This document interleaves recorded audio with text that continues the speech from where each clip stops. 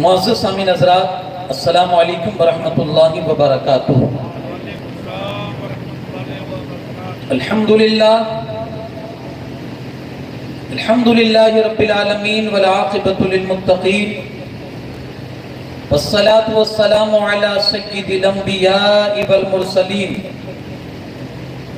وعلی آلہ الطیبین واصحابہ الطاہرین اجمعین، اما بعد، فاعوذ باللہ من الشیطان الرجیم، بسم اللہ الرحمن الرحیم۔ وَلَا تَقُولُوا لِمَنْ يُقْتَلُ فِي سَبِيلِ اللَّهِ أَمْوَاتٌ بَلْ أَحْيَاءٌ وَلَكِنْ لَا تَشْعُرُونَ۔ صدق اللہ العظیم۔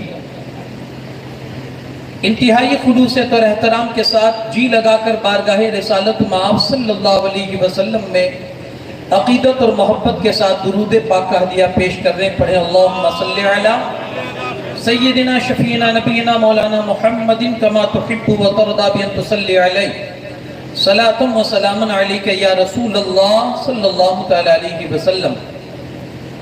نبی پاک صلی اللہ تعالی علیہ وسلم کا ارشاد ہے کہ اصل بخیل وہ نہیں ہے جو مال میں کنجوسی کرتا ہے، فرمایا اصل بخیل وہ ہے کہ جس کے سامنے میرا ذکر ہو اور وہ مجھ پر درود نہ پڑھے۔ ایک بار اور جی لگا کر درود پاک پڑھیں، اللہم صلی علی سیدنا شفیعنا نبینا مولانا محمد کما تحب و ترضی بان تصلی علیہ، صلاۃ و سلام دائما علیک یا رسول اللہ صلی اللہ تعالی علیہ وسلم۔ سمجھ میں کچھ نہیں آتا یہ ماجرا کیا ہے، سمجھ میں کچھ نہیں آتا یہ ماجرا کیا ہے، حسین آپ ہی بتائیں فنا بقا کیا ہے، حسین آپ ہی بتائیں فنا بقا کیا ہے۔ سر حسین نے نیزے پر جب پڑھا قرآن، یزیدی سوچ میں تھا کہ پھر کٹا کیا ہے۔ سر حسین نے نیزے پہ جب پڑھا قرآن، یزیدی سوچ میں تھا کہ پھر کٹا کیا ہے۔ اور وہ جو جوان بیٹی کی میت پہ نہ رویا وہ حسین، جو دہکتی ریت کے بستر پہ سویا وہ حسین، جس نے اپنے خون سے دنیا کو دھویا وہ حسین، جس نے سب کچھ کھو کے پھر بھی کچھ نہ کھویا وہ حسین، مرتبہ اسلام کا جس نے دوبالا کر دیا، خون نے جس کے دو عالم میں اجالا کر دیا۔ قتل حسین اصل میں مرگ یزید ہے۔ اسلام زندہ ہوتا ہے ہر کربلا کے بعد، اسلام زندہ ہوتا ہے ہر کربلا کے بعد۔ ایک بار اور جی لگا کر درود پاک پڑھیں، اللہم صلی علی سیدنا شفیعنا نبینا مولانا محمد وبارک وسلم، صلاۃ و سلام علیک یا رسول اللہ صلی اللہ تعالی علیہ وسلم۔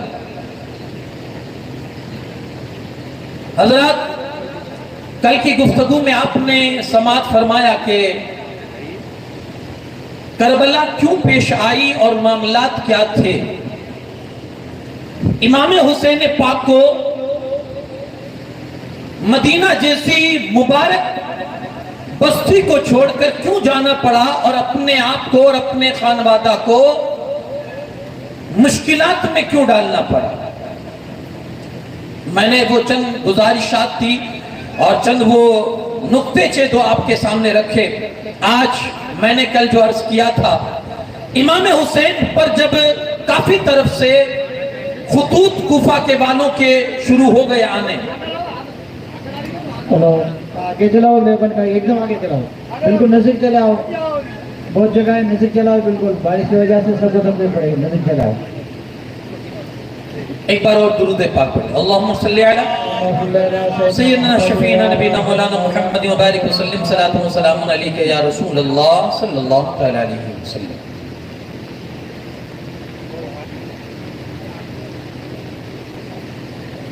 امام حسین کے پاس جب بہت سارے خطوط آئے کہ آپ کوفہ چلے آئیں اور کوفہ آ کر آپ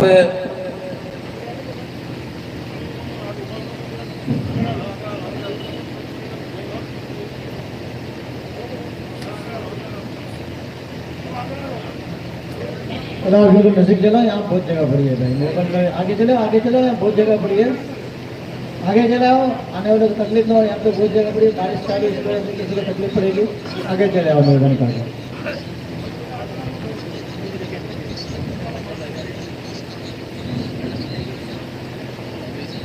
अब जब सारे खुतूत इमाम पाक के पास थे, अब इमाम किस लिहाज से ना बोले कि मैं नहीं आऊंगा।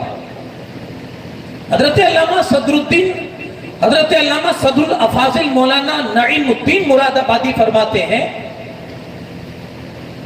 कि अगरचे इमाम पाक की जो शहादत की जो बात थी वो बचपन ही से मशहूर थी कि ये शहीद किए जाएंगे, और कूफा वालों की जो बेवफाई थी वो भी पहले से मशहूर थी, क्योंकि मामला कोई नया नहीं था।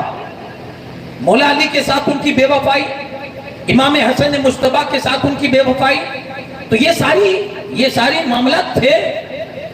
इसके बावजूद भी अगर इमाम हुसैन मना करते कि मैं नहीं जाऊंगा, और यजीदी यूं कहते कि अगर आप नहीं आओगे तो हमें मजबूर होकर यजीद के हाथ पर बैठ करनी होगी, और यजीद कैसा है आप जानते हैं,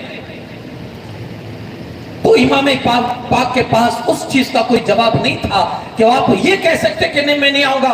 तो फिर आपको तैयार होना पड़ा। आपने कहा ठीक है, तुम्हारे इतने खुतूत मेरे पास आए, बहुत सारे साहबा ने मना भी किया कि हुजूर आप ना जाया जाए, तो कहा अब ये सारे जो खुतूत मेरे सामने आए हैं, कल बरोज़े क़यामत अगर मेरे ही नाना ने मुझसे पूछ लिया हुसैन तुझे इतनी जान प्यारी थी कि अपनी जान बचाने के लिए तू एक बार भी वहां नहीं गया, वहां लोगों को मेरे दीन से हटाया जा रहा था, मेरी शरीयत का मजाक उड़ाया जाता था, तू नहीं जा सकता था वहां।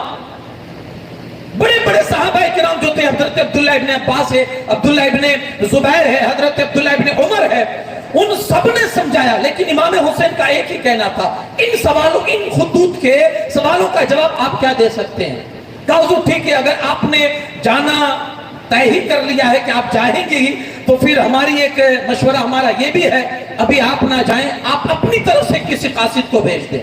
इमाम पाक ने कहा ये मशवरा मुनासिब है कि हम अपनी जगह पर किसी और को भेजें, वो वहां के हालात को मुशाहिदा करने के बाद वो हमारे पास कोई कासिद या खत भेजे, उसके बाद हम यहां से निकलेंगे। ये तय हुआ, तो उसके लिए इंतखाब हुआ हजरत इमाम मुस्लिम बिन अकील का।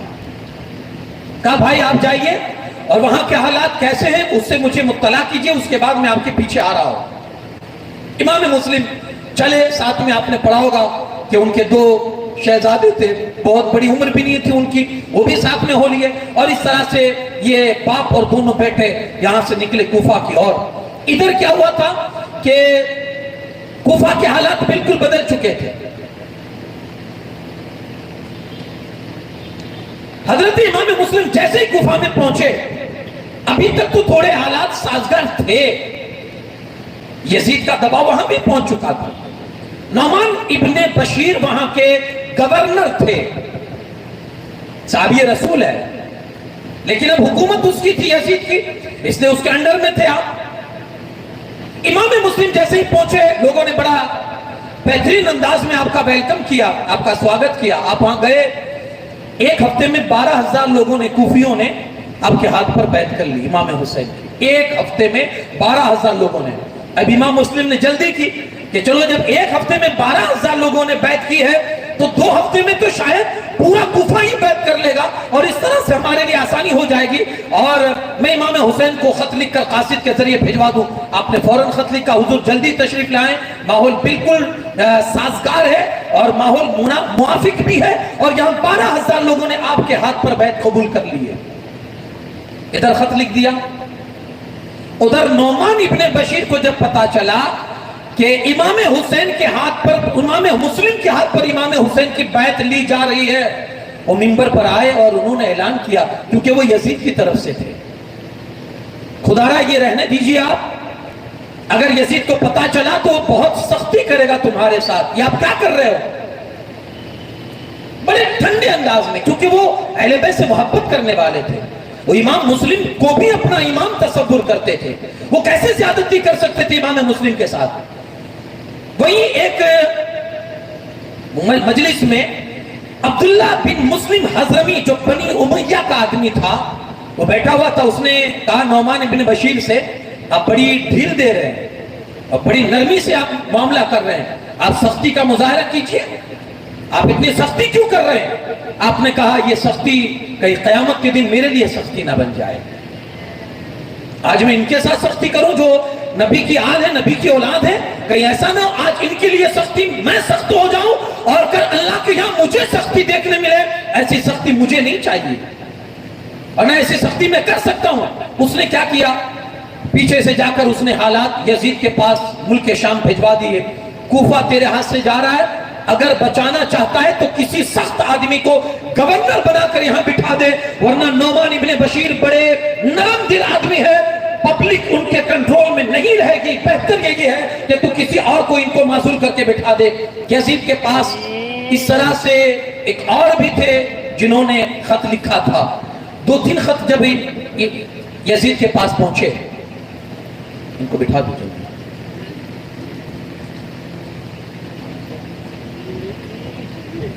یزید آپ کو بولا ہوا کہ یہ کیا ہے معاملات؟ اس نے فوراً معاملات کی تحقیق کی اور تحقیق کرنے کے بعد فوراً لوگوں کی مشورے کے لیے مجلس قائم کی اور ایک میٹنگ بلائی. کیا کیا جائے؟ کوفہ ہاتھ سے جا رہا ہے، بچایا کیسے جائے؟ لوگوں نے مشورہ دیا کہ ابن زیاد جو بصرہ میں جو ہے نا بڑا سخت دل ہے، وہ کسی کی رعایت نہیں کرتا ہے، اس کے لیے کوئی نظر میں نہیں ہے، اس کو بٹھا دو پھر دیکھو وہ کیسے کوفہ کو کنٹرول کر رہا ہے. یزید نے کہا یہ بات تو بڑی صحیح ہے. فوراً اسی وقت قاصد بھیجا کہ ابن زیاد بصرہ چھوڑ کے وہاں سے وہ کوفہ آئے اور حضرت نعمان بن بشیر کو سسپینڈ کیا جائے، ان کو معزول کیا جائے. اب کوفہ کے حالات ایسے تھے کہ وہاں ایک شور تھا. چونکہ امام مسلم آ چکے تھے، وہ امام مسلم نے یہ بات بھی پھیلا دی تھی کہ ان قریب امام حسین تشریف لا رہے ہیں. تو کوفہ والے انتظار میں تھے کہ امام حسین تشریف لائیں گے. ادھر یہ بدنہاد بدبخت اپنے کچھ ساتھیوں کو لے کر کوفہ کے اندر انٹر ہوا. اس نے ہوشیاری یہ کی کہ جدھر سے مکہ مدینہ والے آتے ہیں کوفہ، ادھر ہی سے وہ آیا. بصرہ کا راستہ الگ ہے اور مکہ مدینہ جس کو حجاز کہا جاتا ہے اس کا راستہ الگ ہے، لیکن اس بدبخت نے راستہ چینج کر کے اس طرف سے آیا اور چہرے کو ڈھانپ لیا تاکہ کوئی پہچان نہ سکے کہ کون ہے. ادھر کوفہ والوں کو انتظار تھا کہ امام حسین تشریف لائیں گے. رات کا تھوڑا اندھیرا چھا چکا تھا، مغرب کا وقت ہو چکا تھا. لوگوں نے سمجھا کہ ادھر سے آ رہے ہیں، اس کا مطلب امام حسینی ہوں گے. تو لوگوں نے استقبال کیا، نعرے تکبیر بلند کیا، مرحبا بکا یا رسول، مرحبا بکا یا ابن رسول اللہ صلی اللہ علیہ وسلم کے نعرے لگائے. اے رسول اللہ کے شہزادے، آپ کا ویلکم ہو، آپ کا استقبال ہو. اب یہ لوگ دیکھ نہیں رہے کہ کون آ رہا ہے. وہ گھوڑے پر بیٹھا ہے، چہرہ ڈھکا ہوا ہے، وہ سیدھا رک کر کے نہ کسی سے بات کرتا ہے نہ کسی کا جواب دیتا ہے. سیدھا رک کر کے گورنر ہاؤس پر پہنچتا ہے اور جیسے گورنر ہاؤس کے گیٹ پر جاتا ہے، نیچے اتر کر اپنے چہرے سے نقاب ہٹاتا ہے تو لوگ دیکھ کر لا حول پڑھنا شروع کر دیتے ہیں. لا حول ولا قوت الا باللہ. یہ تو ابن زیاد ہے، یہ تو بدبخت ابن زیاد ہے. ہم کس کو کیا سمجھ رہے تھے اور یہ کیا نکلا ہے. لوگ سب تتر بتر ہو گئے، وہاں سے ادھر ہٹنے لگے اور سارا مجمع جو تھا وہاں سے وہ ہٹ گیا.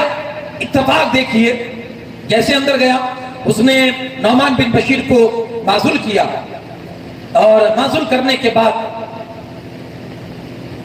اب وہ خود بیٹھا تخت پر.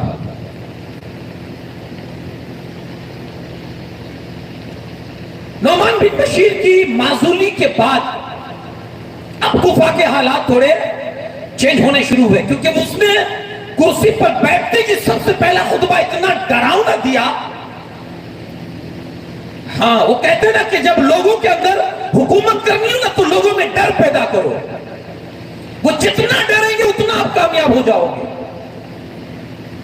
جب بھی کسی پر آپ کو سربراہی چاہیے، آپ کو زور پیدا کرنا ہو، ان کے اندر ڈر پیدا کر دو بس. اور اس نے یہی فارمولا استعمال کیا. بہت سارے لوگ اس کی گفتگو سے ہیبت میں آئے، ڈر میں آئے، ان کے اندر روب پیدا ہو گیا. اس نے سب سے پہلا کام یہ کیا، جتنے بڑے بڑے سرگنا تھے ان کو پکڑنا شروع کیا، نظر بند کرنا. دھیرے دھیرے سب کو نظر بند کرتا گیا، دھیرے دھیرے سب کو نظر بند کرتا گیا. اور اس کے بعد اس نے تلاش کیا کہ حضرت مسلم کہاں ہے.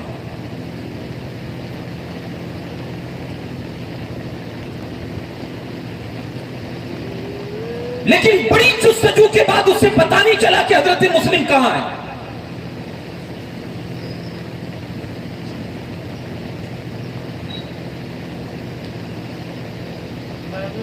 درود پاک پڑھیں. اللہم صلی علی اللهم صل على سيدنا محمد وعلى ال سيدنا محمد وبارك. اب اس نے جاسوس اپنا لگایا کہ کس طرح سے میں جاسوسی کر کے امام مسلم کا پتہ لگاؤں، کیونکہ وہ جانتا تھا کہ ماحول یہاں آ کر جو بگاڑا ہے اس کے حساب سے اس کی لینگویج میں وہ امام مسلم ہی ہے سب کچھ.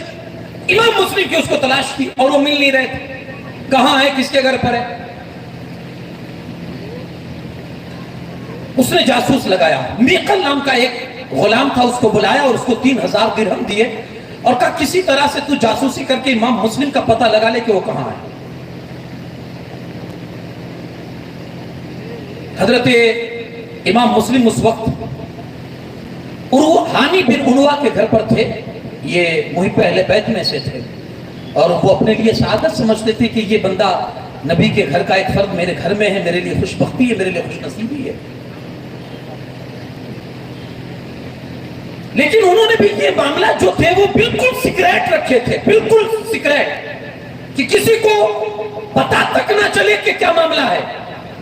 اب وہ غلام اپنے حساب سے جاسوسی کر رہا ہے، کیسے پتا لگا ہے، کیسے پتا لگا ہے. سیدھا گیا مسجد میں، دیکھا کہ بہت سارے لوگ نماز پڑھ رہے ہیں. اس کی نظر پڑی حضرت مسلم بن اوسجہ پر،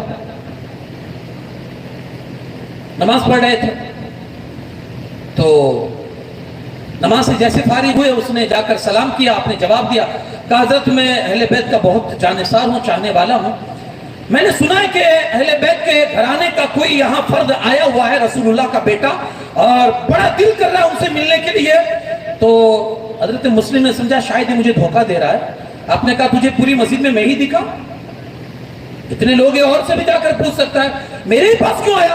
کہا نہیں حضور آپ کے چہرے پر بہت نورانیت نظر آ رہی ہے اور آپ لگتا ہے کہ آپ بہت پکے اہل بیت کے جانثار ہیں اور چاہنے والے ہیں. آپ نے فرمایا یہ تو تیری بات صحیح ہے کہ میں اہل بیت سے بڑی محبت کرتا ہوں. کہا حضور بتائے، بڑے دن سے تلاش کر رہا ہوں اور ان کے ہاتھوں پر مجھے بیعت کرنی ہے، آپ صرف ایڈریس بتا دیجئے کہاں ہے. امام مسلم اسے لے کر حضرت حانی کے گھر پر آئے اور اس نے تو پہلے تو جا کر بڑی عقیدت سے آپ کے ہاتھ پر بیعت کی. وہ جو نذرانہ لیے گھوم رہا تھا 3000 درہم، وہ نکال کر حضرت امام مسلم کی بارگاہ میں پیش کیے. اب اس کا روزانہ کا شیڈیول بن چکا ہے. آتا ہے امام صاحب حضرت امام مسلم کی بارگاہ میں بیٹھتا ہے، پورے دن کا جو بھی کچھ وہاں معاملات ہوتے ہیں اس کو کیچ اپ کرتا ہے اور جا کر یہ ابن زیاد کی دربار میں سب کچھ وہ بتا دیتا ہے، آج یہ ہوا، آج یہ ہوا، آج کی یہ پلان تھی، آج کی یہ پلاننگ تھی.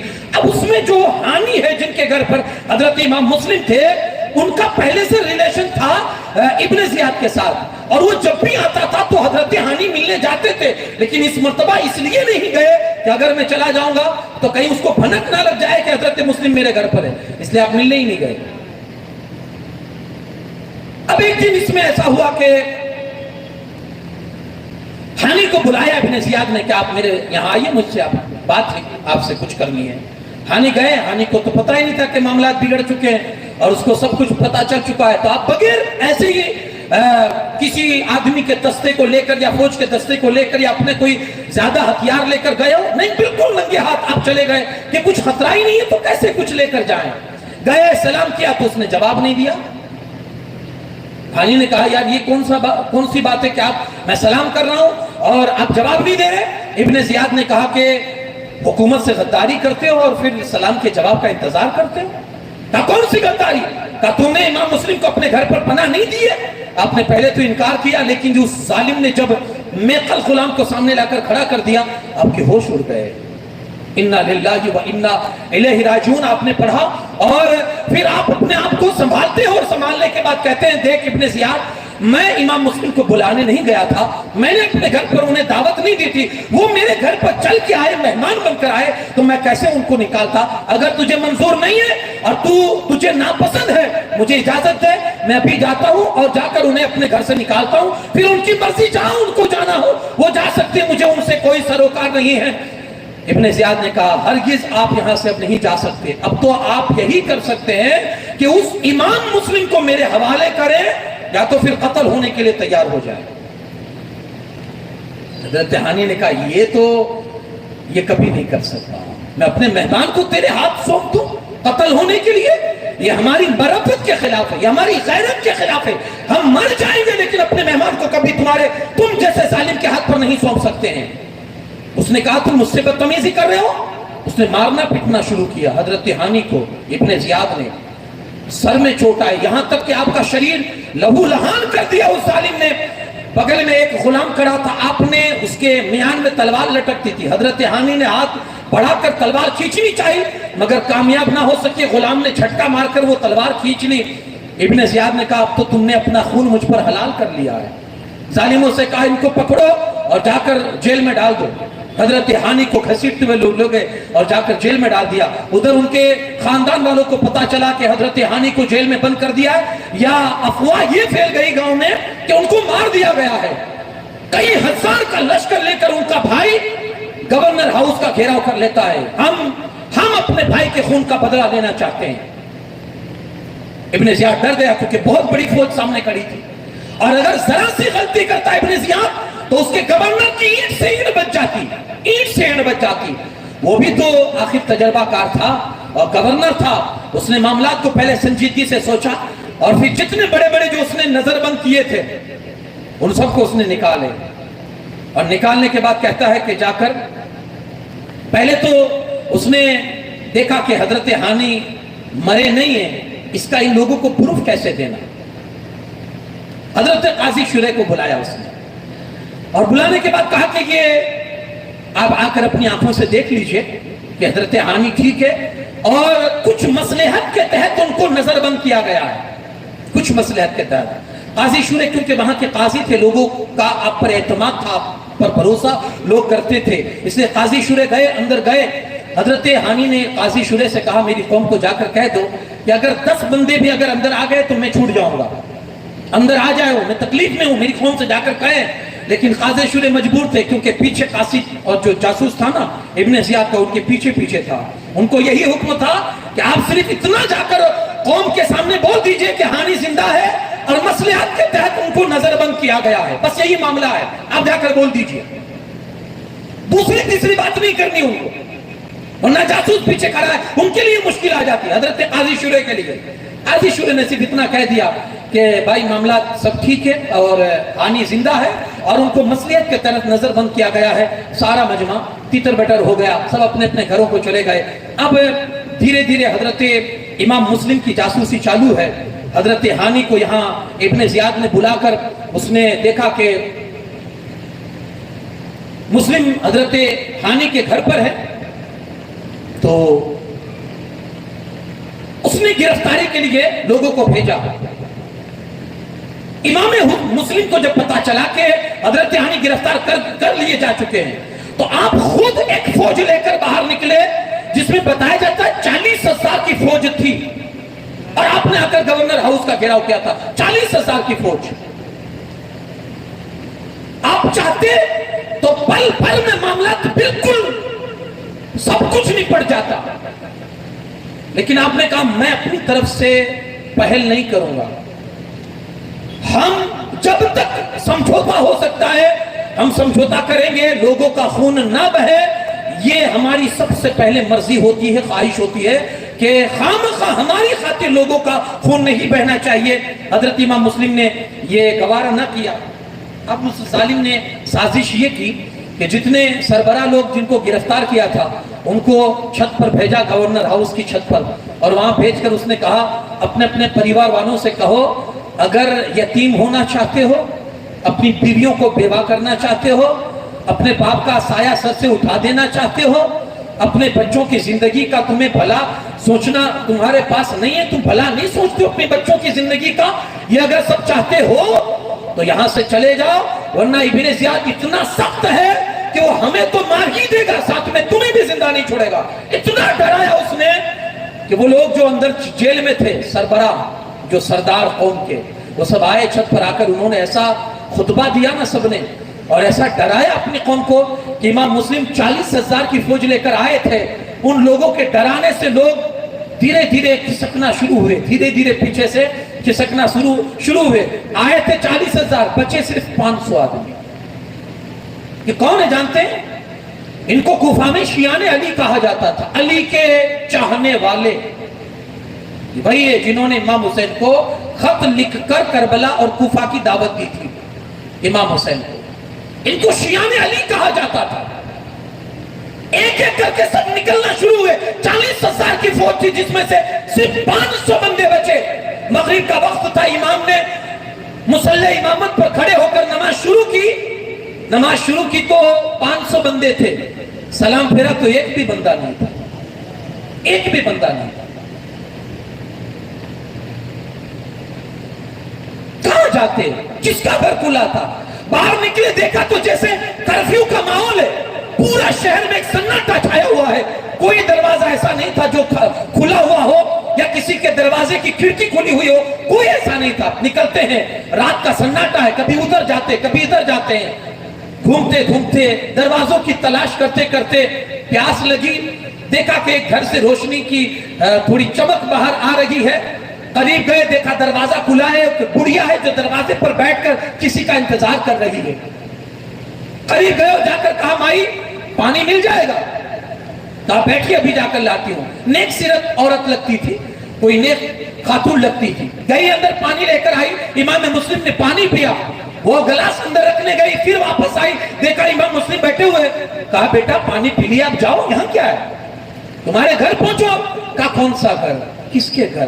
میرا تو کوئی گھر نہیں ہے۔ کہا کون ہے آپ اور کیا ماجرا آپ کے ساتھ؟ کہا میں مسلم بن عقیل ہوں۔ ہاں کیا بات کرتے آپ ہی ہیں؟ کہا ہاں۔ وہ جانتی تھی، تڑپ گئی، اٹھاتی ہے اور کہتی ہے چلیے حضور میرے گھر میں آئیے۔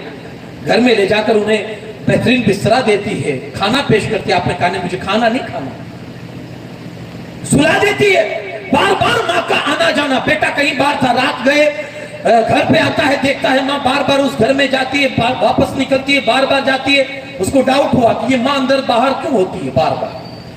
پوچھا ماں سے، ماں کیا ہے؟ کہا کچھ نہیں بیٹا۔ کہا ماں بتا تو صحیح، اندر باہر یہ کیا لگا رکھا ہے تو نے؟ ماں نے جب جواب نہیں دیا، خود اندر جا کر دیکھتا ہے تو کیا دیکھتا ہے؟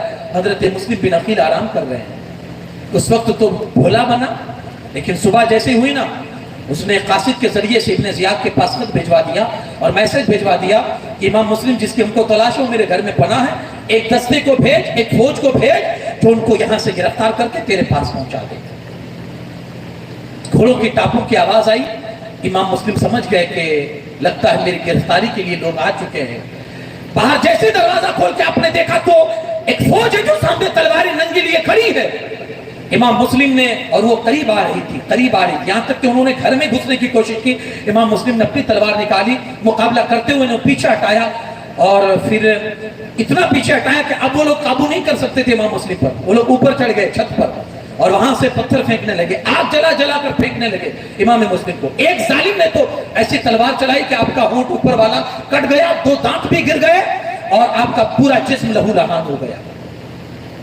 جب کسی طرح سے ان پر کنٹرول نہ ہوا حضرت امام مسلم پر، تو ایک بندے نے، محمد ابن اشعث اس کا نام تھا، اس نے آواز لگائی کہ اے امام آپ کے لیے امان ہے، آپ تلوار رکھ دیجئے، آپ کو کوئی تکلیف نہیں پہنچائے گا۔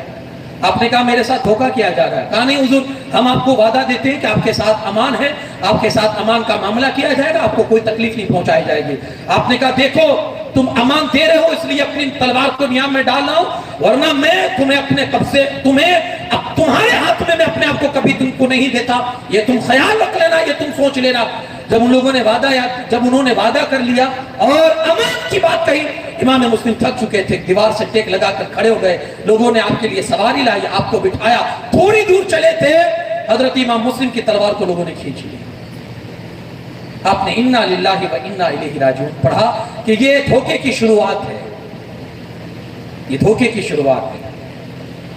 پکڑ کے لے گئے حضرت امام مسلم کو گورنر ہاؤس کے پاس، وہاں کھڑا کیا گیا، ابن زیاد سے پرمیشن مانگی گئی کہ امام مسلم کو لے کر آئے، اگر تیرا حکم ہو تو ہم اندر لے کر آئیں۔ امام پیاسے تھے، سامنے ایک پانی کا مٹکا رکھا ہوا تھا، امام نے کہا پانی ملے گا؟ ایک ظالم بدبخت تھا، کہا یہ تم جیسوں کے لیے پانی نہیں ہے۔ اس نے تھوڑی بدتمیزی کی، امام کی دل سے اس کے لیے بددعا نکلی کہ اگر ہمارے لیے نہیں ہے تو کیا سمجھتا ہے کہ تیرے لیے ہے؟ ایک بندے نے کہا کہ پانی پلانے میں کیا جاتا ہے، ان کو پانی لا کر پلا، پیالہ سامنے کیا گیا پانی کا. جیسے امام نے پانی پینا چاہا نا، اوپر کا ہونٹ جو کٹا ہوا تھا اس کا خون پانی میں گرا اور پانی رنگین ہو گیا. آپ نے دوسرا پانی منگوایا، اس میں بھی خون گرا، وہ بھی رنگین ہو گیا. تیسری مرتبہ پانی منگایا گیا، وہ بھی خون سے رنگین ہو گیا. آپ نے کہا لگتا ہے میرے نصیب کا دنیا کا پانی اب اٹھ چکا ہے، اب میرے لیے لگتا ہے حوض کوثر کا پانی مقدر میں ہے. ابن زیاد کے دربار سے آواز آئی کہ انہیں حاضر کیا جائے میرے دربار میں. آپ کو پیش کیا گیا، آپ نے سلام نہیں کیا. کوئی غلام بیٹھا ہوا تھا، اس نے کہا بادشاہ کے دربار میں آتے ہو سلام نہیں کرتے ہو؟ آپ کو سسٹم نہیں معلوم ہے کہ بادشاہ کے دربار میں آیا جائے تو سلام کیا جائے؟ آپ نے کہا اگر یہ میری زندگی کا اگر یہ خواہش مند ہے اور مجھے زندہ رکھنا چاہے گا تو اس کو ہزاروں سلام ہوں گے، اور اگر یہ مارنا چاہتا ہے مجھے تو پھر اس کے لیے کیسے سلام ہوگی؟ اس کے لیے کیسے سلام ہوگی؟ امام مسلم سے ابن زیاد کہتا ہے کہ یہاں کس لیے آئے تھے؟ آپ نے کہا ہم کو بلایا گیا تھا. کہا کس نے بلایا تھا؟ کہا ہمارے پاس لیٹر ہے، ہمارے پاس خط ہے، ہمارے پاس لوگوں کے نام ہیں، ان لوگوں نے قسمیں دے دے کر ہمیں یہاں بلایا، ہم سے وعدے کیے گئے ہیں. یہ الگ بات ہے کہ اب وہ ہمارے وعدوں کیے ہوئے وعدوں سے وہ مکر رہے ہیں، یہ الگ بات ہے، ورنہ ہم نہیں آئے، ہمیں بلایا گیا. ابن زیاد کہتا ہے فتنوں کے لیے آئے ہو، یہاں لوگوں کے درمیان انتشار پیدا کرنے آئے ہو، لوگوں میں جھگڑے کرانے آئے ہو. آپ نے کہا یہ ہماری عادت نہیں ہے کہ ہم جھگڑے کرائیں لوگوں کے بیچ میں. اور بھی بہت سارا اس نے ابن زیاد بھی امام مسلم کو بولا، بہت کچھ نہ بولنے کی باتیں بھی اس نے بولی، آپ نے برداشت کر لیا. پھر امام مسلم نے دیکھا کہ اب یہ مجھے مار ہی دے گا اور قتل ہی شہید ہی کر دے گا. آپ نے کہا جب تجھے مجھے مارنا ہی چاہتا ہے تو میری ایک شرط ہے، وہ میری آخری شرط ہے، اگر چاہے تو پورا کر دے. کہا کیا؟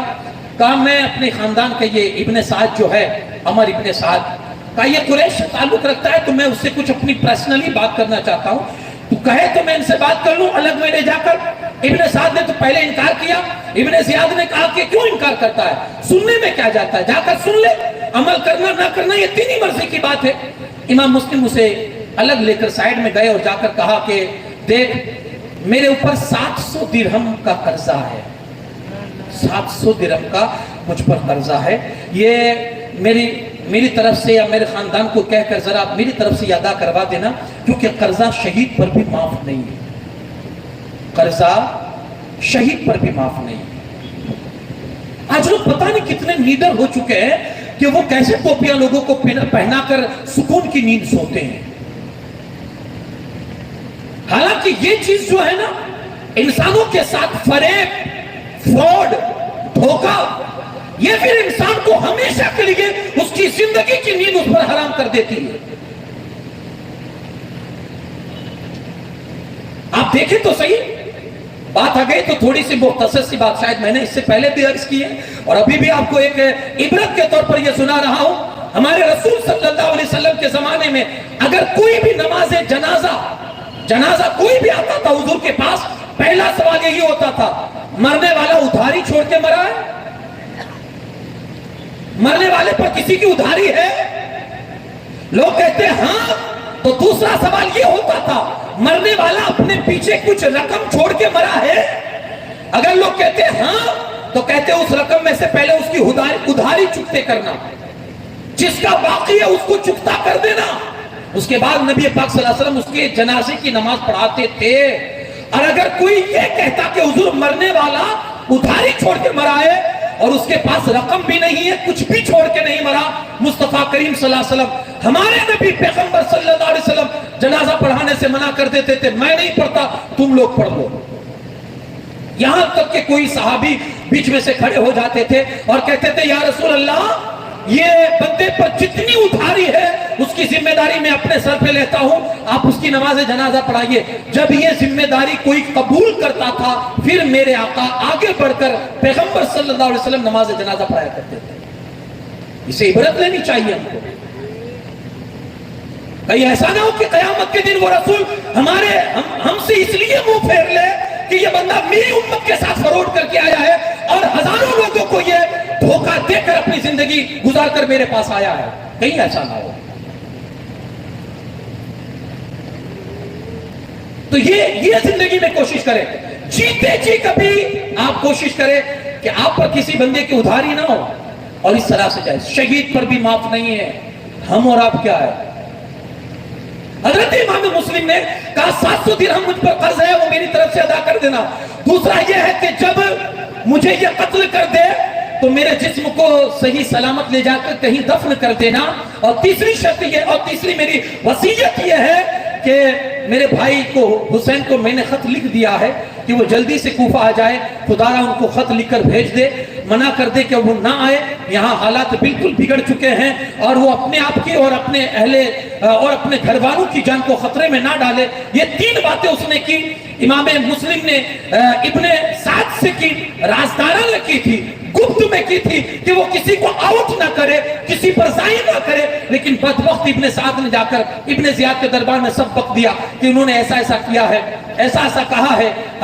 حضرت امام مسلم کی ساری جو وصیتیں تھی اس نے جب ابن زیاد کو سنائی، ابن زیاد کہتا ہے دیکھو قرض کی بات ہے تو یہ تیری مرضی ہے، تجھے ادا کرنا ہو تیری مرضی، نہ ادا کرنا ہو تیری مرضی۔ ان کے جو لاش کی بات ہے تو انہوں نے جو یہاں آ کر فتنہ برپا کیا ہے، ان کی لاش کے ساتھ تو ہم جو چاہیں گے وہ کریں گے، ایک روایت میں یہ ہے۔ دوسری روایت میں یہ ہے کہ جب ہم ان کو مار دیں گے تو پھر تمہاری مرضی، تم ان کے جسم کے ساتھ جو کچھ چاہو کرو، ہمیں اس سے کوئی مطلب نہیں ہے۔ اور تیسری جو وصیت تھی امام مسلم کی کہ میرے بھائی کو خط لکھ کر منع کر دینا کہ وہ کوفہ کا رخ نہ کرے، کہا نہیں، امام حسین کو آنے دیا جائے، اگر وہ آئیں گے اور ہماری بات انہوں نے قبول نہ کی تو پھر ان کا حشر بھی وہی کریں گے جو امام مسلم کا حشر کیا ہے۔ اب حالات دن بدن بگڑتے جا رہے تھے کوفہ کے اندر، امام حسین کو کسی چیز کی کوئی معلومات نہیں ہے، چونکہ وہ اس وقت کا سمے تو نہیں تھا نا، آج کے سمے کے اعتبار سے ایک کال کر دیا اور ساری انفارمیشن دے دی گئی، یہ تو نہیں ہے۔ وہ پہلے زمانے میں قاصد بھیجے جاتے تھے، گھوڑوں کے ذریعے سے، اونٹوں کے ذریعے سے، کئی دن لگ جاتے تھے ایک میسج پہنچانے کے لیے۔ ادھر امام مسلم کو شہید کر دیا گیا۔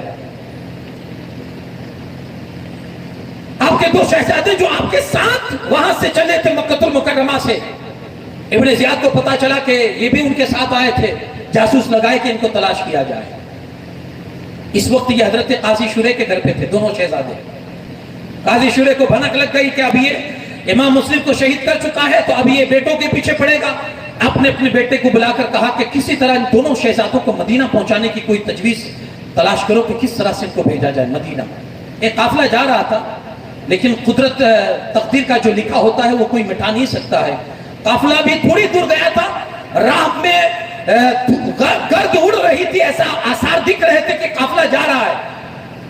قاضی شورے کے بیٹے نے کہا کہ بچوں دیکھو یہ قافلہ جا رہا ہے اور گرد اڑ رہی ہے، تیزی سے دوڑ کر پہنچ جاؤ گے۔ دونوں بچے دوڑتے رہے، لیکن قافلہ آگے کوچ کر چکا تھا، یہی تقدیر کا فیصلہ تھا، اور یہ دونوں بچے راستہ بھٹک گئے۔ دوڑتے صبح ہوئی تو دیکھا جہاں سے دوڑے تھے وہی ہے۔ گرفتار کر لیا گیا اور لے جا کر ایک جیل میں ان کو بند کر دیا گیا۔ اس جیل کا جو داروغہ تھا نا، مشکور نامی، بڑا محب اہل بیت تھا۔ راتوں رات اس نے دونوں شہزادوں کو سمجھا بجھا کر اپنی انگوٹھی نشانے کے طور پر کہ فلاں گاؤں میں میرا بھائی ہے، اس کو میری انگوٹھی دکھانا، وہ تمہیں صحیح سلامت مدینہ پاک پہنچا دے گا۔ انہوں نے چپکے سے ان دونوں شہزادوں کو نکال دیا، پھر دوڑتے رہے، پھر رات بھر دوڑتے رہے۔ صبح ہوئی تو جہاں کے دوڑے تھے وہیں آ کر پہنچے تھے۔ پھر یہ ظلم کرے گا، پھر جیل میں بند کر دے گا۔ اب ننھی عمر ہے، کیا تجربہ، کیا سینس، اور کہاں جانا، کس کے ساتھ کیسے بات کرنی، کس سے کیسے لڑنا، کس سے کیسا معاملہ ڈیل کرنا، وہ کیا جانے۔ نہر تھی، اس کے کنارے گئے، دریا تھا، ندی تھی، کنارے گئے، ایک بڑا جھاڑ تھا، اسی کی جڑ میں جا کر دونوں شہزادے چھپ گئے۔ ایک لونڈی آئی پانی بھرنے کے لیے، نوکرانی، وہ پانی بھر رہی تھی تو پانی کے اندر دونوں شہزادوں کا عکس اس کو دکھائی دے رہا تھا۔ اس نے جب جھاڑ میں دیکھا تو 2 شہزادے، خوبصورت شکل ہے، پوچھا جا کر، شہزادے کانپنے لگے، کہا ڈرو نہیں، میں آپ کی دشمن نہیں ہوں، آپ کی دوست، بتاؤ کیا معاملہ ہے، کون ہو؟ انہوں نے اپنا دوست سمجھ کر وہ نوکرانی کو، اس لونڈی کو ساری حقیقت کیا سنائی۔ اس نے کہا گھبرائیے نہیں، میری جو مالکہ ہے نا، مالکہ، میری جو مالکن ہے، وہ بڑی نیک عورت ہے, اہل بیت سے محبت کرنے والی ہے, اس کا جب آپ کو پتا چلے گا وہ آپ کی راہوں میں پلکیں بچھا دے گی, آپ گھبرائیے نہیں, چلیے آپ. دونوں کو لے کر گئی اور حقیقت میں وہ ایسی ہی تھی خاتون. گھر لے گئی, خوش ہو گئی وہ خاتون, ان کے چہرے کو صاف کیا, گرد صاف کی, ان کے لباس کو صاف کیا, ان کو نہلایا دھلایا, ان کو کھانا کھلایا, اور پھر ان کے سروں میں تیل لگا کر ایک روم میں ان کو بند کر کے سلا دیا. کہا بیٹو اندر سو جاؤ, صبح دیکھتے ہوتے پھر انشاءاللہ کچھ کیا جائے گا. ادھر اس کا پکا دنیا دار شوہر جو تھا دن بھر انہی بچوں کی تلاش میں تھا, کیونکہ ابن زیاد نے بہت بڑا انعام رکھا تھا, جو امام مسلم کے بچوں کو قید کر کے لا کر دے گا اس کو یہ انعام دیا جائے گا. ابھی ظالم نے کیا کیا, دن بھر گھومتے گھومتے اگر کہیں تلاش نہ کر پایا وہ, تو آ کر جب رات کو تھکا, دیر رات کو اپنے گھر آیا اور آ کر دیکھا کہ بیوی بھی جگ رہی ہے, بات چیت ہوئی, کھانا کھایا, سونے کے لیے گیا تو یہ دونوں بچے رات میں خواب دیکھ رہے تھے, اپنے بابا جان کو خواب میں دیکھ رہے تھے, تو خواب میں رونے لگے, آواز بلند ہوئی. تو حارث نے پوچھا اپنی بیوی سے کہ کون ہے جس کی آواز آ رہی ہے, بچے تو ہمارے گھر میں نہیں, آواز کس کی آ رہی ہے؟ اس کی بیوی نے اس کو اگنور کرنے کی کوشش کی کہ وہ بھول جائے یا اس کا دھیان ہٹ جائے, لیکن وہ اس دھیان کے پیچھے, اس آواز کے پیچھے جاتا ہے. آواز کہاں سے آ رہی ہے؟ دروازہ کھولتا ہے, دونوں شہزادے گلے مل کر چمٹ کر دونوں رو رہے ہیں. اس نے کہا او دیکھو, میں جس کو پورا دن تلاش کرتا رہا, میرا گھوڑا جس کے لیے زخمی ہو گیا, میرے چپل جس کے لیے ٹوٹ گئے, میرے پیر جس کی وجہ سے زخمی ہو گئے, وہ تو میرے گھر میں آرام فرما ہے. پکڑا دونوں کو, پہلے تو خوب مارا. وہ جیسے جیسے تماچے مارتا تھا نا, حارث کی بیوی اس کو بولتی تھی تماچے نہ لگا سیدہ کے لال کو, تماچے نہ لگا یہ سیدہ کے لال ہے.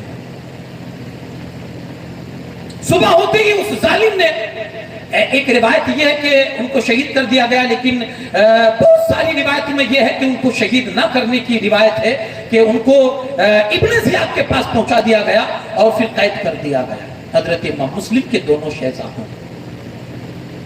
ادھر معاملات یہ ہے کہ امام حسین کے پاس خط پہنچ چکا تھا حضرت امام مسلم کا, یہاں حالات بگڑ چکے ہیں, امام حسین کو کوئی اطلاع نہیں ہے. آپ نے وہاں سے تیاری کی اور صحابہ کرام سے ملاقات کر کے کہا کہ دیکھو اب تو جواز کی صورت ہے میرے لیے, تم لوگ روکتے تھے کہ مت جاؤ, لیکن یہ دیکھو میرے بھائی مسلم کا خط میرے پاس آ چکا ہے کہ بھیا چلے آؤ, حالات بالکل اچھے ہیں, کوئی ٹینشن نہیں ہے, آپ چلے آئیے, لوگ آپ کے ہاتھ پر بیعت کر لیں گے. آپ نکلے,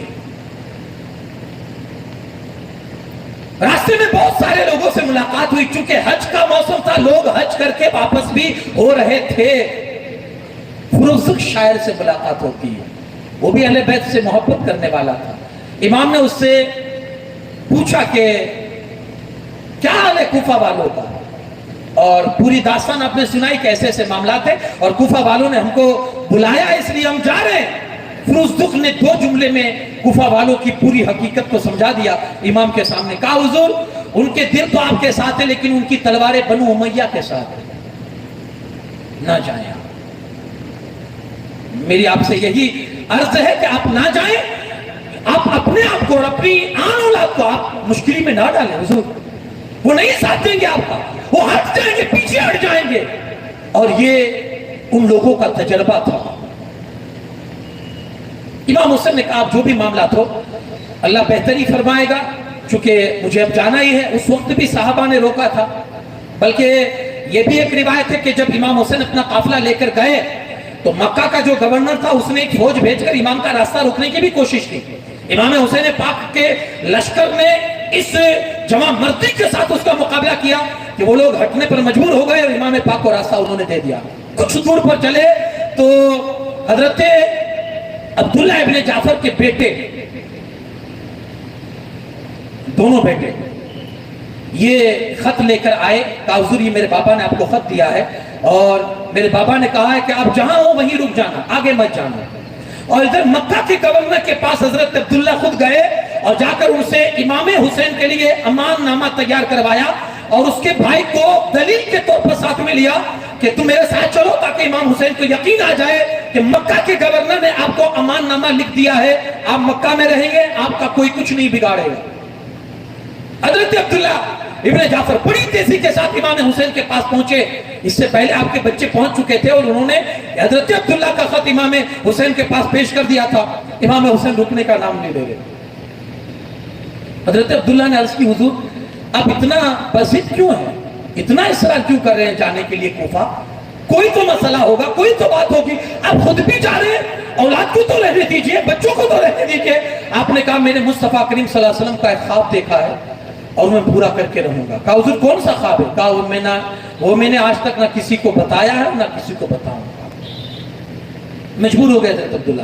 حضور ٹھیک ہے آپ کی مرضی, اگر آپ جانا چاہتے ہیں ٹھیک ہے آپ تشریف لے جائیں, لیکن میں تو بھی کسی کام کی وجہ سے نہیں آ سکتا ہوں. میرے دونوں بچوں کو آپ کے ساتھ بھیجتا ہوں, جہاں کہیں ضرورت پڑے گی میرے بچے آپ کیا بازو بن کے آپ کے سامنے کھڑے رہیں گے. اگرچہ دونوں بچوں کا بچپن کا زمانہ تھا. اونو محمد. ادھر امام حسین پاک راستہ طے کرتے کرتے کربلا کی طرف یعنی کوفہ کی طرف, کیونکہ ارادہ تو کوفہ ہی جانے کا تھا, کربلا کا تو کوئی مطلب ہی نہیں تھا. آگے بڑھ رہے ہیں. آپ نے ایک مقام پر پڑاؤ کیا اور آپ نے سوچا کہ چلو قاصد بھیج کر کوفہ کے پھر سے حالات معلوم کرنے چاہیے. آپ نے حضرت قیس کو بھیجا خط لکھ کر. خط کا مضمون یہ تھا کہ آپ لوگوں کا جو بلاوا تھا اس پر میں نے حضرت مسلم کو بھیجا تھا, اور حضرت مسلم رضی اللہ تعالیٰ نے وہاں کے حالات بہت اچھے مجھے بتائے ہیں, تو ان حالات کی بنیاد پر میں یہاں سے نکل چکا ہوں, تیاری کرو, عنقریب میں تمہارے بیچ میں پہنچنے والا ہوں, عنقریب میں تمہارے بیچ میں پہنچنے والا ہوں. حضرت قیس جیسے ہی گئے, ابن زیاد نے کیا کیا تھا معلوم ہے؟ چاروں طرف سے ناکہ بندی کروا دی تھی, چاروں طرف سے ناکہ بندی,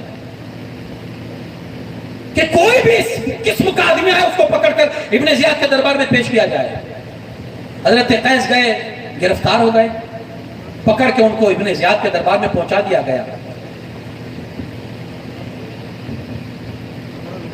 درود پاک پڑھیں اللہم صلی اللہ علیہ وسلم. تھوڑا آج کے دن کے لیے تھوڑا ایڈجسٹ کریں اور کمیٹی والوں کا سپورٹ کریں.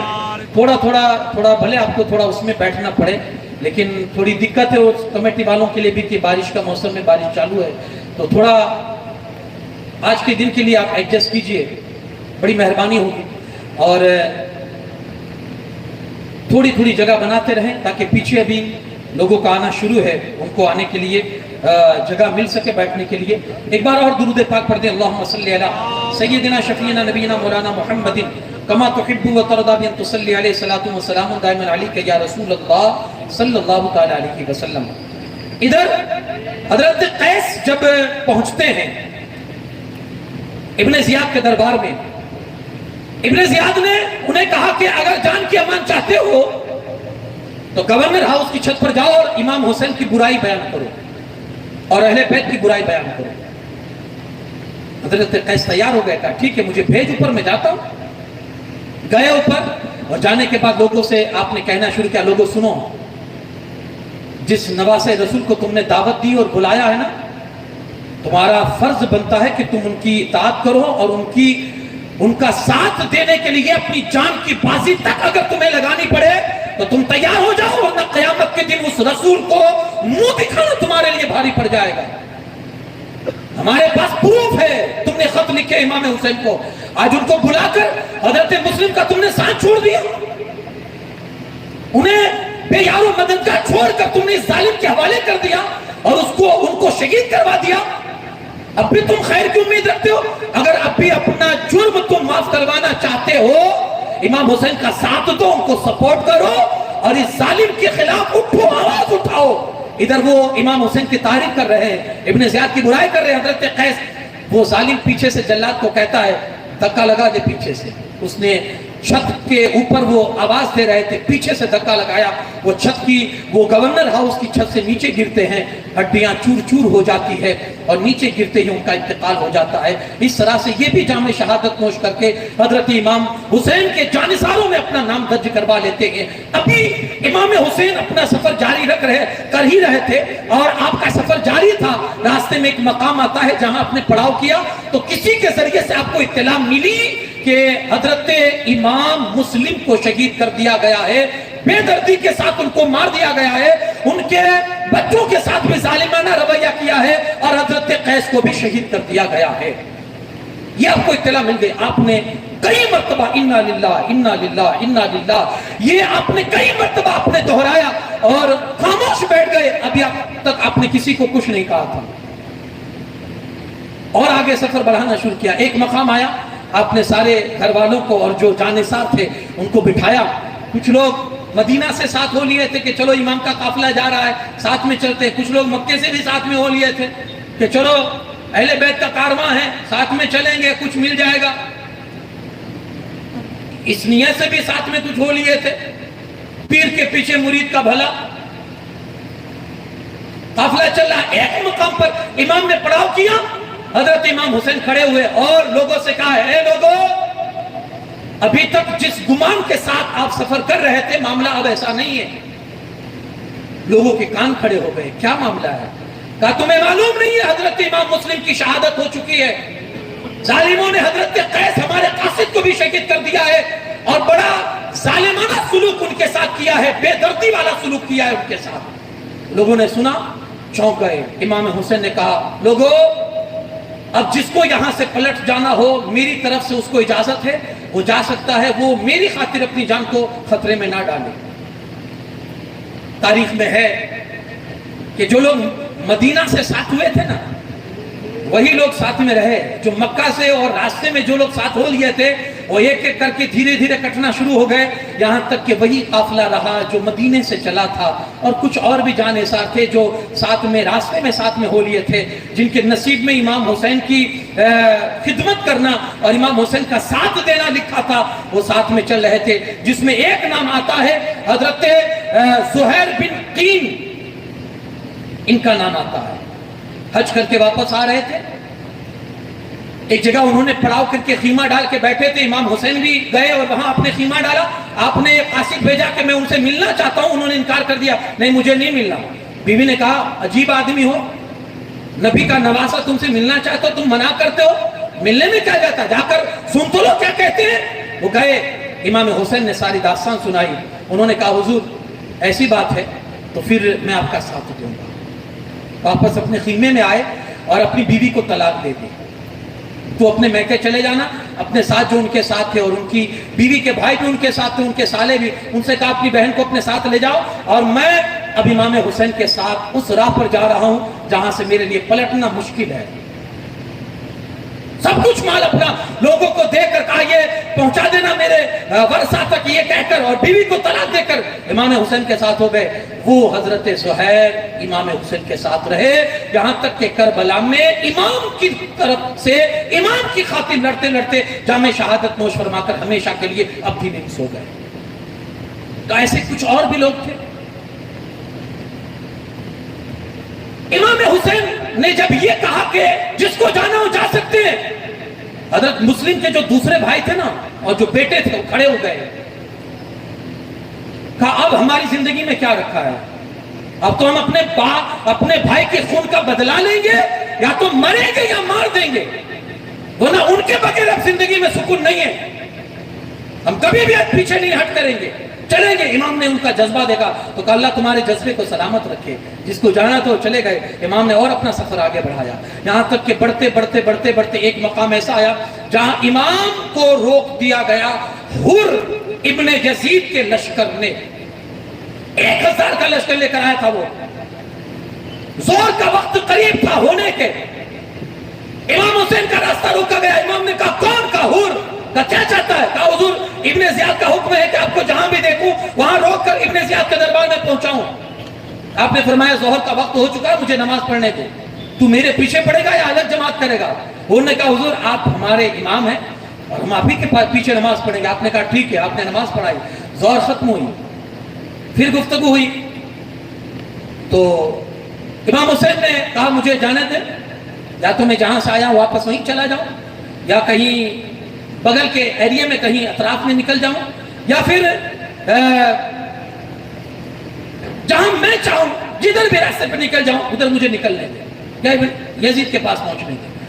ابن زیاد نے کہا حضور, حر نے کہا حضور ابن زیاد کا حکم ہے کہ آپ کے ساتھ کوئی نرمی نہ برتی جائے اور جہاں آپ ملے آپ کو وہیں روک دیا جائے, پھر جو آگے اس کا حکم ہوگا اس پر عمل کیا جائے گا, اس لیے میں آپ کو یہاں سے آگے نہیں بڑھنے دے سکتا ہوں. امام حسین نے کہا ابو تیری ماں تجھ پر روئے، تو مجھے روکے گا؟ کہا حضور آپ نے جو یہ لفظ بولا ہے نا، یہ اگر کوئی اور بولتا نا عرب کا تو میں اس کو جواب دیتا، لیکن آپ کی ماں بہت مبارک ہے اس لیے میں آپ کی ماں کی شان میں کچھ نہیں بول سکتا۔ وہ بھی اپنے وقت کا بہادر اور وہ کمانڈر تھا، وہ کسی کا جملہ کیسے برداشت کرتا؟ لیکن اس نے ادب کی نگاہیں جھکا دی جب سیدہ کی بات آئی۔ لکھنے والے لکھتے ہیں کہ یہ ادب اس کو کام آ گیا، یہ ادب اس کو کام آ گیا کہ جو سیدہ کا ادب کیا۔ پورے 22,000 یزیدی فوج میں سے کسی کو یہ دولت نہیں ملی کہ امام کی محبت اس کے اندر انگڑائی لی ہو۔ اگر کوئی یزیدی فوج سے نکل کر امام کی فوج میں آیا ہو، وہ تنہ حر ابن یزید تھا، جس کو سیدہ فاطمہ زہرا کے ادب نے جہنمیوں سے اٹھا کر جنتیوں میں لا کر کھڑا کر دیا۔ تو شاعر نے کہا ہے نا، یزیدی فوج میں اتفاقاً حر بھی شامل تھا، یزیدی فوج میں اتفاقاً حر بھی شامل تھا، مگر جو جوہری ہوتے ہیں وہ ہیرا ڈھونڈ لیتے ہیں، جو جوہری ہوتے ہیں وہ ہیرا ڈھونڈ، وہ ہیرا تھا جو پتھروں میں پڑا ہوا تھا، میرے امام نے اس کو چن کے اپنی جماعت میں شامل فرما لیا۔ تو اور نے کہا حضور میں نہیں جانے دے سکتا ہوں، ہاں اگر آپ ضد کرتے ہیں تو پھر آپ ادھر چلے، آگے کوفہ بھی نہیں جانا، مدینہ میں نہیں جانا، یہ راستہ پہ اختیار کریں، اس میں چلتے ہیں۔ پھر آپ چلتے رہیں جہاں تک ابن زیاد کا حکم نہیں آ جاتا، آپ چلتے رہے، پھر جہاں حکم آئے گا ہم آپ کو وہاں روک دیں گے۔ امام نے کہا ٹھیک ہے کوئی بات نہیں، لیکن چلتے چلتے ایک مقام آیا جہاں آپ کو روک دیا گیا۔ رات ہوئی، امام نے اپنے گھر والوں کو تیار کیا اور کہا پانی بھر لو، مشکی سے تیار کر لو اور نکل رہا ہے۔ امام حسین کے قافلے والے جب تیار ہو گئے، امام نے اپنا قافلہ روانہ کیا نا، رات کا سمے تھا، چلتے چلتے ایک جگہ پر پڑاؤ کرنے کے لیے رکنا تھا۔ چاروں طرف ایک میدان ہے، بالکل میدان صفا چک دکھتا ہے اور نہر فرات ہے۔ آپ نے سوچا کہ چلو یہاں پانی قریب ہے، یہیں پہرا، یہیں پڑاؤ ڈال دیتے ہیں، یہیں خیمے لگا لیتے ہیں۔ اور جب وہاں پہنچے نا تو تھوڑی دیر آپ نے جب آنکھ لگائی، آپ کو خواب آیا، پتہ نہیں خواب میں آپ نے کیا دیکھا، آپ چونک کے کھڑے ہوئے اور انا للہ و انا الیہ راجعون پڑھا۔ صاحبزادے آپ کے پاس آئے، حضور کیا بات ہے، ابو کیا معاملہ ہے؟ آپ نے کہا یہ وہی زمین ہے جس کے بارے میں میرے بابا مولا کائنات مجھ سے کہا کرتے تھے کہ وہاں میری قوم، میرے خاندان کے خیمے لوٹے جائیں گے، میری اولاد کو بے دردی کے ساتھ شہید کیا جائے گا، یہ وہی جگہ ہے، آج اسی جگہ پر لا کر ہم کو کھڑا کر دیا گیا ہے۔ الغرض امام نے جب وہ زمین کو جان لیا کہ یہ کرب و بلا کی زمین ہے اور میدان کرب و بلا ہے، اور ادھر سے حر بھی آ گیا، تو آپ نے کہا ہے لوگوں اب یہیں خیمے لگا لو، چونکہ اب یہی ہماری آخری منزل ہے، اور جو میرے بابا نے مجھ سے کہا تھا اور میرے نانا جو اس کے بارے میں جو مجھ سے پیشن گوئیاں فرماتے رہے ہیں، یہ زمین وہی ہے۔ ہو سکتا ہے کہ اسی جگہ پر ہمیں جام شہادت نوش کرنا پڑے، اور ہو سکتا ہے کہ اسی جگہ پر ہمارے خیمے لوٹے جائیں۔ الغرض کربلا کے میدان میں جانے کا ارادہ کوفہ کا تھا، لیکن بیچ میں حر کی فوج نے آپ کا راستہ روکا اور کوفہ کا راستے کے بجائے آپ کربلا کے میدان میں آ گئے، کیونکہ یہی کی مٹی آپ کو لا کر اسی سرزمین کی مٹی تھی جو حضرت جبرائیل نے پہنچائی تھی۔ امام حسین کو خوشبو آ گئی، کہا اب یہی ہے، یہی خیمے لگا لو۔ سارے خیمے لگ گئے۔ اب ابن زیاد کو پتا چلا کہ امام حسین کربلا کے میدان میں پہنچ چکے ہیں اور حر کے لشکر نے ان کو روک لیا ہے۔ اب اس نے کیا کیا؟ فوج بھیجنا شروع کر دیا۔ اس میں بیچ میں ڈیل بھی ہو رہی ہے، بیعت قبول ہے، بیعت قبول ہے، اس سے منائی آ رہی ہے، ہرگز قبول نہیں ہے، تب نہیں کی، اب کیسے کروں گا؟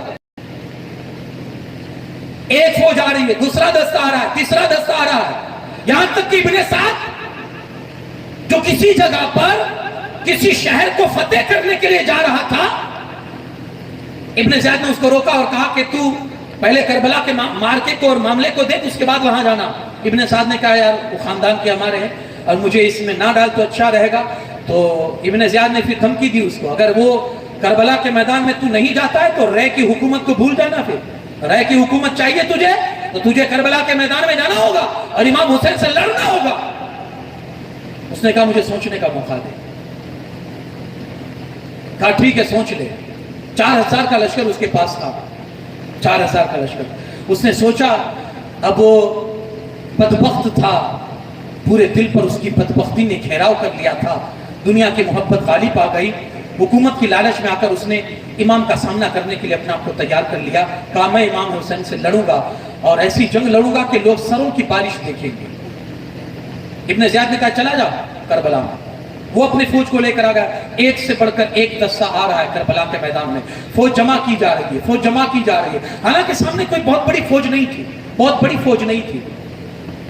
امام حسین کے ساتھی کتنے تھے یہ آپ پڑھیے، اور امام حسین کے کچھ گھر کی خواتین تھی اور کچھ بچے تھے، اور کون تھا؟ نہ ہتھیار ہے، نہ ان کے پاس اتنے گھوڑے ہیں، نہ وہ ہے۔ ارے بھائی جس سواری پر آپ سوار ہو کر گئے تھے وہ بھی اونٹ تھا، اونٹ کی سواری کر کے گئے تھے آپ کربلا کے میدان میں۔ امام حسین پاک یہاں چند افراد کے ساتھ ہے کربلا کے میدان میں، اور وہ لشکر پر لشکر بھیج رہا ہے، 22,000 کا لشکر اس نے میدان میں لا کر کھڑا کر دیا، 22,000 کا لشکر، اور کہا امام حسین سے کوئی یا تو بیعت کرے یا پھر لڑنے کے لیے تیار ہو جائے، تیسری کوئی بات نہیں۔ آپ نے قاصد بھیج کر ابن سعد کو بلایا، اور بلانے کے بعد کہتے ہیں امام پاک کہ میری چند شرطیں ہیں، اگر وہ ابن زیاد مان جاتا ہے تو پھر لڑائی کی نوبت نہیں آئے گی، خامخواہ ہم لوگوں کے خون کے ساتھ کھیلیں اور لوگوں کی خون کی ہولی کھیلی جائے،